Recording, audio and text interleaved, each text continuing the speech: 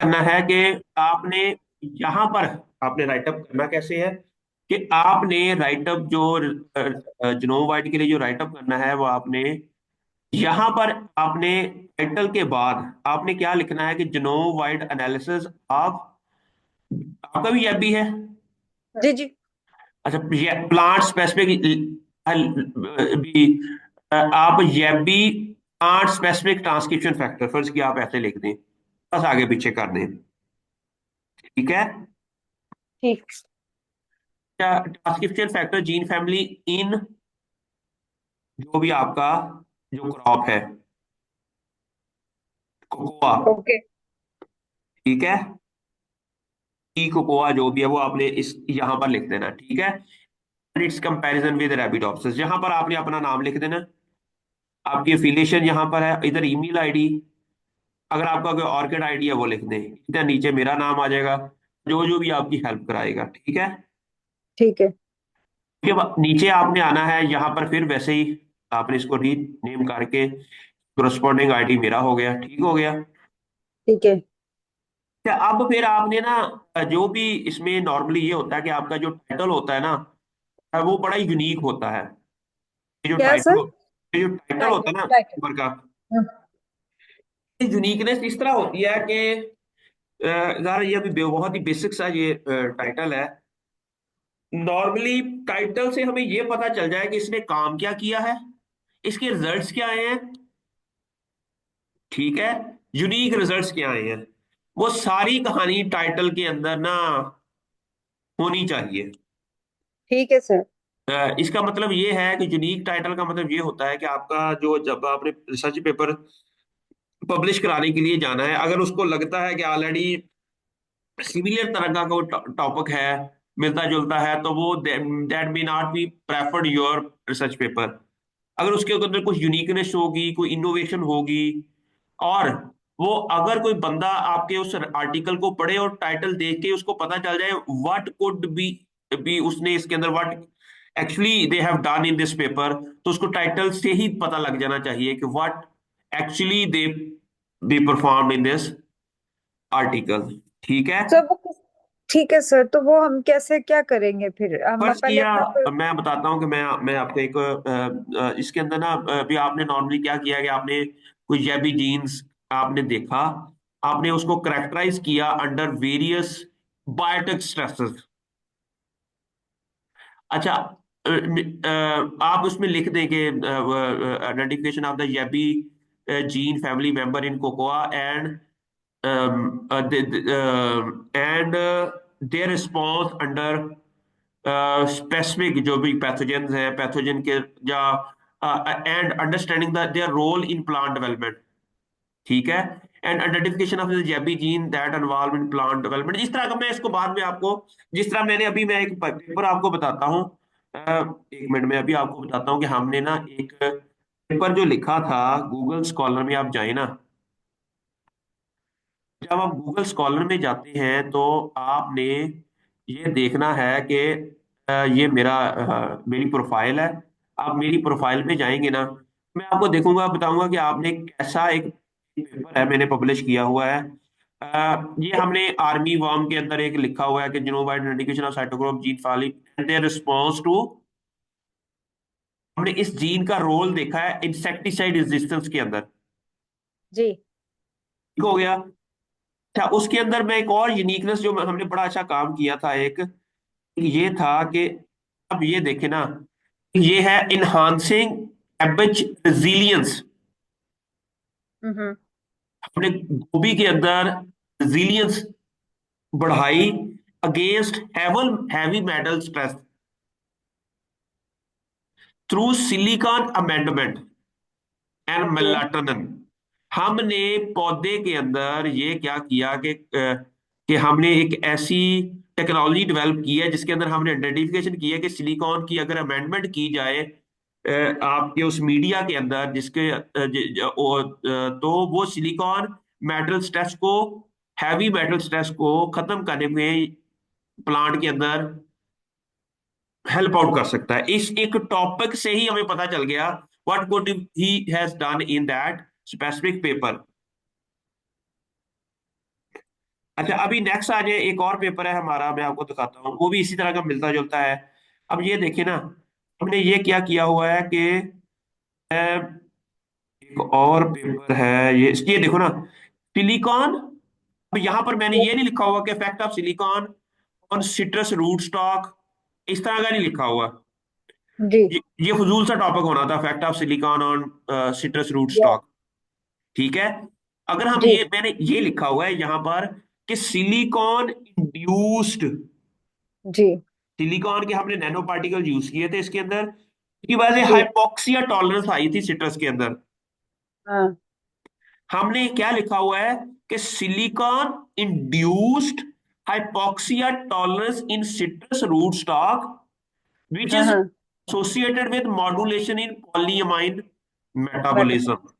ये एक टॉपिक है, और इस टॉपिक के अंदर हमने क्या किया कि पूरी कहानी बयान कर दी कि सिलिकॉन क्या करता है, जी सिट्रस को हाइपोक्सिया टॉलरेंट बना देता है, कैसे, वो पॉलीमाइंस की जो मेटाबॉलिज्म है ना उसको मॉड्यूलेट कर देता है। मॉड्यूलेट का मतलब सम टाइम जहां रिक्वायर्ड होता है उसका एक्सप्रेशन ज्यादा कर देता है, सम टाइम उसका रिक्वायर्ड है जो एक्सप्रेशन है, जब रिक्वायर्ड नहीं है तो उसको कम या ज्यादा कर देता है। अब जी जी एक टाइटल सारे पेपर को हमें बता रहा है कि what is the uniqueness in this paper. You got my point ना। अच्छा, यस आप आपने क्या करना है कि आपने ऐसे ही चले नीचे आते जाए, तो आपने ना इंट्रोडक्शन में जाना है। तो इस तरह टाइटल हो गया, अब आपका अब्स्ट्रैक्ट होगा। अब्स्ट्रैक्ट का नॉर्मली जो होता है ना अब्स्ट्रैक्ट, वो 150 से 250 वर्ड्स के दरमियान में होता है, इससे ज्यादा नहीं होना चाहिए, इससे कम जी नहीं होना चाहिए। ठीक इससे, ठीक है, पहली दो लाइनें नॉर्मली हम उस जीन के बारे में और उस क्रॉप के बारे में बता देते हैं कि उस क्रॉप का और उस जीन का आपस में रिलेशनशिप क्या है। ओके यहाँ पर मैंने लिखा होगा ये भी जीन इज बड़े इंपॉर्टेंट ट्रांसक्रिप्शन फैक्टर है, जो कि उसके अंदर डीएनए बाइंडिंग डोमेन होती है, और ये जो फ्लावरिंग पेटल, जो पोलैरिटी इसके अंदर इन्वॉल्व है। ठीक है। अब मैंने कहा कि ये, क्योंकि ये अभी तक ये JB gene has not been identified yet in watermelon, हमने इसके अंदर ये वाटरमेलन को यूज किया। यूज करने के बाद हमने क्या किया कि हमें कितने मेंबर्स मिले वो बता दिया। वो हमने मेंबर्स कैसे आइडेंटिफाई किए, यूजिंग वेरियस बायोइन्फॉर्मेटिक पैटर्न्स, उसके मुताबिक हमें टोटल 8 मिले हैं। ठीक है। और फिर हमने उसको बेस्ड ऑन जो ऑलरेडी रैपिडॉप्सिस की क्लासिफिकेशन सिस्टम था, INO ओके CRC जैब 2, इसके जी मुताबिक हमने उसको क्लासिफाई, आपने यही करना है। जी मैंने यहाँ तक किया सर, आपने बताया था ठीक लास्ट है। वीक। फिर आपने कहना है कि जब आपके क्लासिफिकेशन हो गई, फिर आपने उसका जीन एक्सप्रेशन या उसका जीन की, हर जीन की कैरेक्टराइजेशन आपने डिफरेंट बायोइन्फॉर्मेटिक्स टूल्स और ऑनलाइन डेटाबेसेस से की। आपने उसके अंदर जो कोई खास, उन डेटाबेसेस के अंदर जब आपने ये सारा काम किया, तो उनमें से कौन से ऐसे यूनिक रिजल्ट आए हैं, वो आपने इधर समराइज कर देने हैं। हर, या बल्कि जो आपको लगता है कि दो तीन चार ऐसे यूनिक रिजल्ट्स आए हैं, उन्हीं को आपने इधर हाईलाइट कर दिया। ठीक तो इस तरह ये हो गया हमारा abstract। अब आपने ना अभी अभी से ही ये काम स्टार्ट कर देना है, लेकिन नॉर्मली abstract हम लिखते होते हैं बाद में। एंड में जी जी इंट्रोडक्शन है ना, इंट्रोडक्शन में आपने ना पहला जो पैराग्राफ है ना उसके अंदर आपने बता देना है कि ये जो प्लांट ट्रांसक्रिप्शन फैक्टर होते क्या है। पहले पहले दो पैराग्राफ ना तीन, वो नॉर्मली होता है जीन्स के बारे में। पहला पैराग्राफ होता है कि जीन्स क्या है, जिस जीन पे आप काम कर रहे हैं के अंदर कौन सी डोमेन है, उसको हम स्टडी कैसे करते हैं। ये देखें ना, अभी टाइनी जीन फैमिली है, और फिर आपने बताना है कि उसका एन टर्मिनल में क्या है और उसके सी टर्मिनल में क्या है। ठीक है। ठीक है फिर ये इसको इसके फंक्शंस क्या क्या हैं वो बता दिए। आपने इसको रीसेंट रेफरेंसेस ऐड करने हैं इसके अंदर, ठीक सर। रिफ्रेश कर लेना है। फिर हर क्लासिफिकेशन के लिए जो जो जीन्स हैं उनके बारे में बता देना है। ठीक हो गया, समझ आ गई जी आपको। सर जी जी फिर आपने बताया कि डिफरेंट क्रॉप्स के दुनिया के अंदर किन किन के अंदर इसके कितने कितने मेंबर्स आइडेंटिफाई हुए हैं। जी ठीक हो गया, ये आपने रिफ्रेश भी करना है, नए तरीके से भी लिखना है इसको। ये अभी साथ साथ आपने लिखते जाना है अभी। ठीक है, ताकि हमारा पेपर साथ साथ ही लिखा जाए। Okay sir. और उसके बाद फिर आपने लास्ट पैराग्राफ में ना नॉर्मली हम क्रॉप के बारे में लिखते हैं, तो कौन से ऐसे प्रॉब्लम्स है उस क्रॉप के अंदर तो हम गैबी जीन के थ्रू हल कर सकते हैं। हम उसके पहले उसको हाईलाइट करना है। फर्ज किया ये बता देना है कि ये गैबी जीन है, उनके अंदर फ्लोरिसेंस का बड़ा प्रॉब्लम है। हमें पता नहीं चलता कि उसका वो उसके जो है ना पॉलन ग्रेन क्या का less number of pollen grains बनते हैं, या उस पॉलन ग्रेन हीट की वजह से अबॉर्ट हो जाते हैं, जो उसकी फ्लावर की शेप ऐसी है कि वो उससे बहुत ज्यादा फर्टिलाइजेशन नहीं होती, फर्टिलाइजेशन परसेंटेज कम होती है। तो कोई भी इशू उसको आपने ना हाईलाइट कर देना है। ठीक है। जी और सर। ये भी जीन ऐसा है जो कि इन्वॉल्व है इन सारे जो डेवलपमेंटल प्रोसेसेस है ना उनके अंदर ना। जी जी जी। समझ आ गई। और फिर हम जी जी। पहले हम इसके अंदर हम ये काम करेंगे, ये आपका introduction at least should be ready with in this day. कोशिश करें कि इसको ओके। जितनी जल्दी हो सके। और साथ में आपने इसको रिफ्रेश करते जाना है। क्या करना है? रिफ्रेश। रीसेंट रेफरेंसेस वो ऐड करने आते हैं एंड नोट के थ्रू। जी जी। वो आते हैं आपको। नहीं तो मैं आपको एक बता दूंगा, वीडियो भेज दूंगा। आप एंड नोट के थ्रू आप जी उसको कैसे ऐड करने हैं, रेफरेंस कैसे ऐड करने हैं। ये जी जी क्योंकि सर, सेम साइड भेज दीजिएगा आप ना, वीडियो भी देख लूंगी मैं। पहले मैं ठीक है वो आपको अच्छा, सेम साइड है। हाँ, तो आगे है कि आपने मटेरियल मेथड में कैसे जाना है। अब जी आप जो अभी आपको मैंने सिखाया है कि आपने कैसे जीन आपने यहाँ पर लिख देना है कि आपने मटेरियल मेथड सबसे पहले काम क्या किया कि आप उधर गई हैं यूनिप्रॉट में गई हैं, वहां आपने जैबी जीन की सीक्वेंस रिट्रीव की। ठीक है, जी। उसका आईडी लिख दें, बल्कि ये मैं उर्दू में बता रहा हूँ, आपने ये इंग्लिश में लिखना है। आपने ठीक यही है। चीज मैंने इसके अंदर लिखी हुई है, लेकिन ये उसने उस हाँ। क्रॉप के मुताबिक लिखी हुई है। आप जी जी। आपने कहना कि फर्स्ट आप भी you retrieve the JB gene, उसका एक्सेशन नंबर फ्रॉम यूनिप्रॉड। ठीक है। Hmm. And then we use motif finder to retrieve the JB domain sequence. हमने उसको उससे अलहदा किया। ठीक है। फिर हमने क्या किया कि उस जेबी जीन की जो रिट्रीव की थी सीक्वेंस अलहदा की थी, जेबी जीन में से जेबी डोमेन आपने अलहदा की थी, उस जी डोमेन को जी। फिर आपने यूज किया ब्लास्ट पी प्रोग्राम के थ्रू फाइटोसोम के अंदर। आपने यहाँ पर कुकुरबिटा जीनोम लिखा हुआ है, आपने क्योंकि हाँ। कुकुरबिटा जीनोम नहीं लिया, आपने फाइटोसोम लिया है, आपने लिख देना कि जी जी। हमने वहां जाकर इसको ब्लास्ट ब्लास्ट। किया। फिर फिर मैंने जो हमारे पास सीक्वेंसेस आई उनको फिर डिफरेंट डेटाबेसेस के थ्रू आपने उसको रिकन्फर्म किया कि वाकई उसके अंदर कंजर्व जैबी डोमेन है या नहीं है। ओके। ये मैं आपको बताऊंगा कि कैसे करना है। उसके बाद फिर आपने कह दिया कि हमने सिर्फ वो जीन रखे जिनके अंदर कंजर्व डोमेन या बी और ओके। जो रिडंडेंट नहीं थी। रिडंडेंट नहीं थे, जो ओके। रिडंडेंट थी वो हमने रूल आउट कर दिया, उसको खत्म कर दिया। जो नॉन रिडंडेंट थे, जो नॉन रिडंडेंट का मतलब है जो फंक्शनल जेबी डोमेन जिनके अंदर थी, सिर्फ हमने वही जीन फाइनली रखे। जी ये समझ आ गई आपको? जी जी आपने जी जी। इसी तरह हर चीज का आपने रेफरेंस जरूर देना है। ये इस तरह ये रेफरेंस दिया हुआ है ना एंड नोट के थ्रू ठीक। या जो भी आपको पैटर्न आता है उसके थ्रू आपने इसको जरूर जरूर रेफरेंस ऐड करने हैं। ये तरह ये भी रेफरेंस ऐड किया हुआ है इसके अंदर। जी आपने जी। ये जो ये है ये भी रेफरेंस है, आपने इनको सबको सबको रिमूव करके नए तरीके से रिसेंट रेफरेंसेस, वेबसाइट के लिंक भी देने हैं, रेफरेंसेस भी देने हैं। तो आपको ठीक। पता, ये आपको पता होगा कि आपने कैसे इसको देना है। ठीक है। फिर मैं अभी आपको बताऊंगा उसके बाद जो नेक्स्ट स्टेप होगा।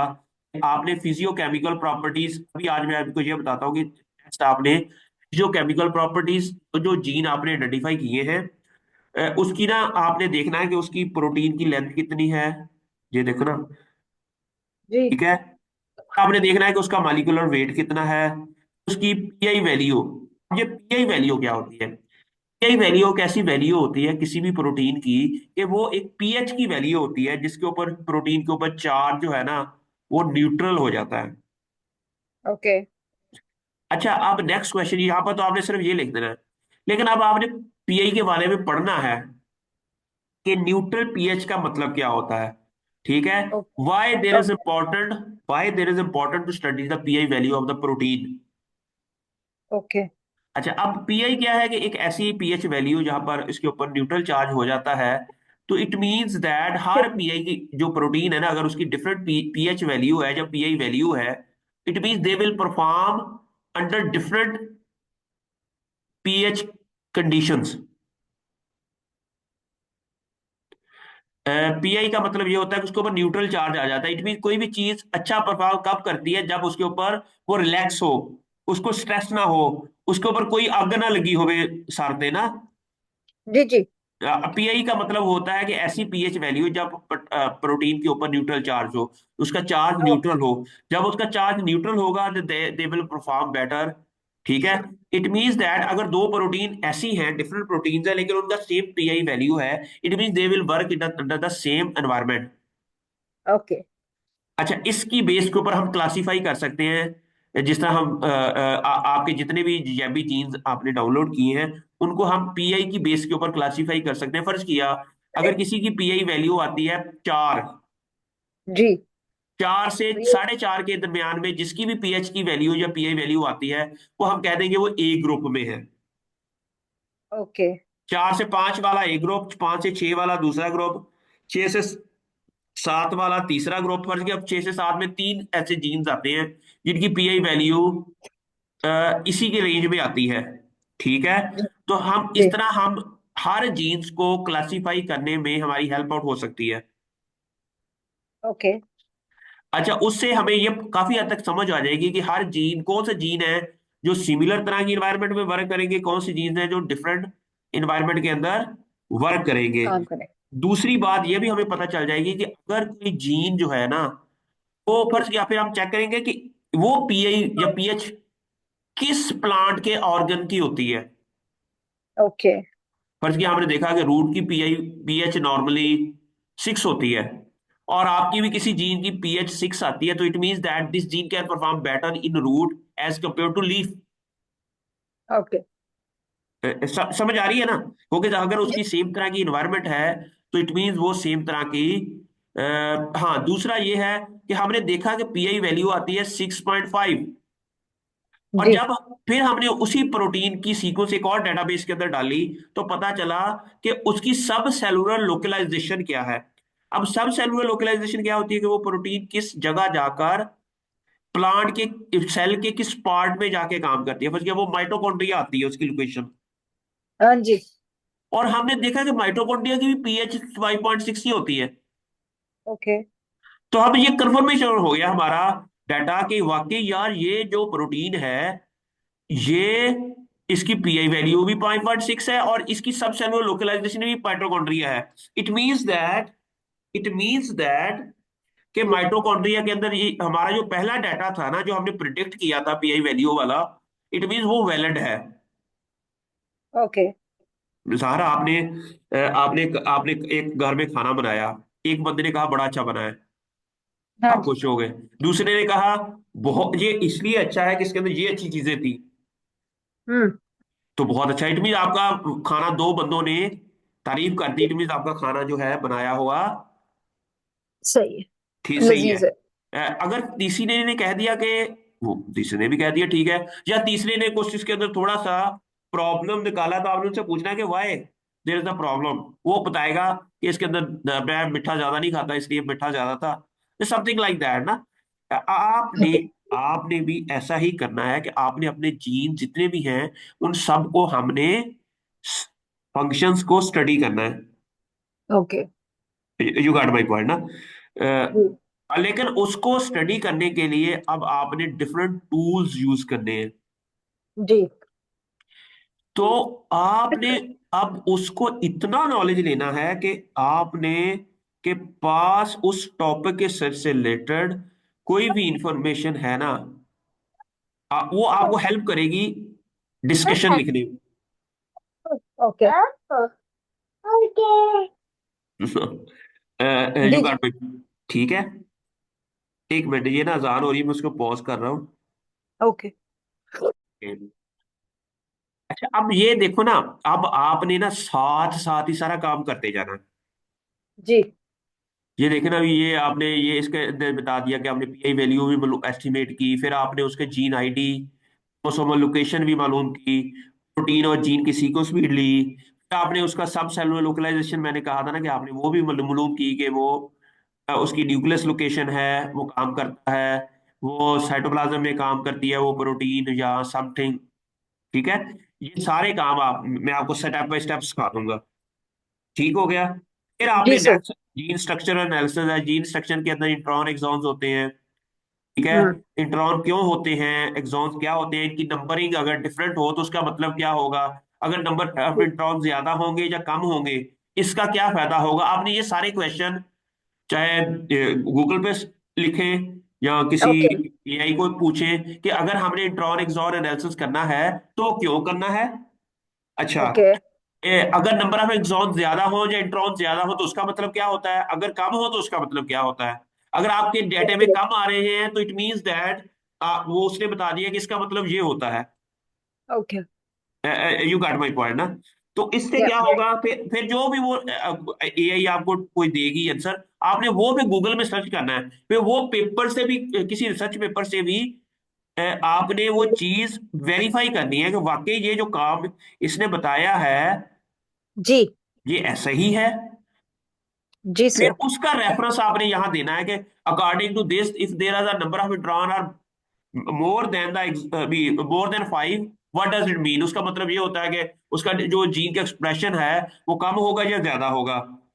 ओके। ठीक है, if two genes have the same number of intron it means that they have the same function. या। अभी आपने समझो, आपने जो चीजें हैं ना उसको एआई के दौर में ना आसान भी हो जी गई है काफी चीजें। जी जी जी। जो कि ये काम करने के लिए हमें पहले कई कई रिसर्च पेपर पढ़ने पड़ते थे, तब जाके हमें पता चलता था ओके ये हो जाएगा तो ये होगा, ये होगा तो ये होगा। ठीक है, जी। अब हर एनालिसिस उसको एनालिसिस करना एनालाइज करना बहुत इजी हो गया। उसमें से कीड़े निकालने, उसमें से क्रिएटिविटी निकालनी। हम जी।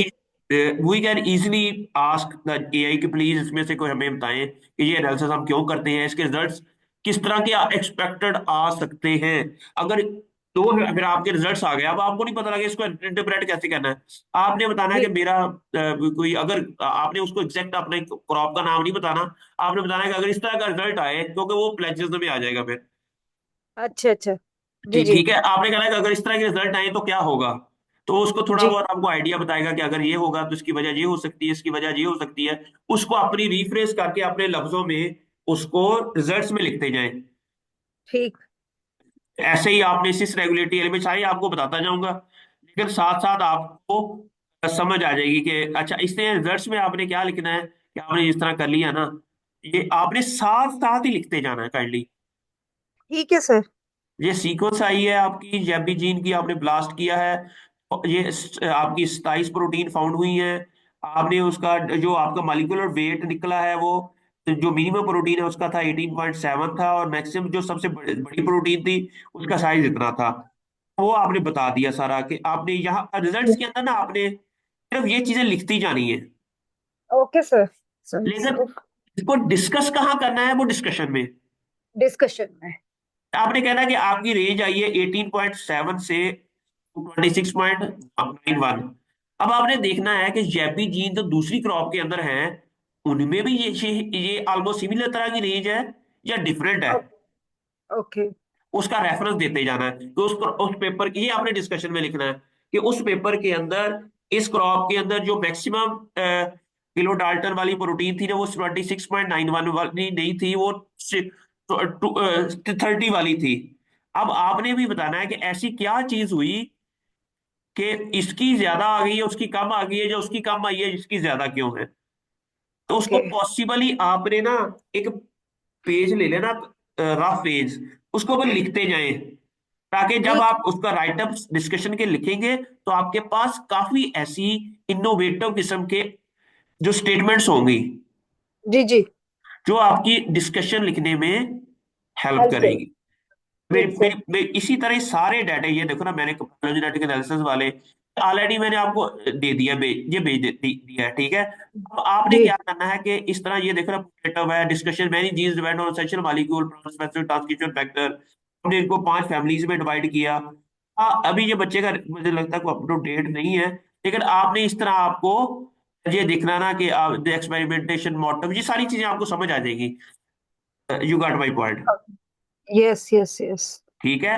आपने ये सारी साथ साथ डिस्कशन लिखते जाना है, साथ साथ ही सारी चीज, ये ना देखे सिर्फ इसी पेपर को देखे, आप चार पांच और पेपर भी पढ़े। ठीक है। ठीक है सर। ये करने के बाद फिर आपने जाना है डिस्कशन, इधर ये फिगर है, फिगर में जाना है, आपने सारी फिगर जनरेट करते जाना है, जी। इसको रिप्लेस करते जाना उसके साथ। ओके। फिगर वन में आपने लिख देना है रिलेशनशिप ऑफ जेबी जीन, आपने जिसके साथ किया होगा वो लिखते जाना है इसके अंदर ना, यहाँ पर भी हाँ। रिफ्रेश करते जाना आपने। ठीक है सर। हर फिगर आपने उसके अंदर लाजमी, अपने ना अपने पेपर के अंदर उसको, टेबल है या कोई सप्लीमेंट्री टेबल है, इस तरह ये सप्लीमेंट्री टेबल है ना, सप्लीमेंट्री टेबल भी आपने, ऐसे टेबल्स होते हैं जो कि हम नॉर्मली पेपर के अंदर नहीं देते, लेकिन इसके अंदर भी काफी इंफॉर्मेशन होती है, आपने हर सप्लीमेंट्री टेबल भी पेपर के अंदर कहीं ना कहीं देना उसका है। देना है लिंक रेफरेंस से। में। जी जी sir. You got my point. Yes. ठीक यस। है।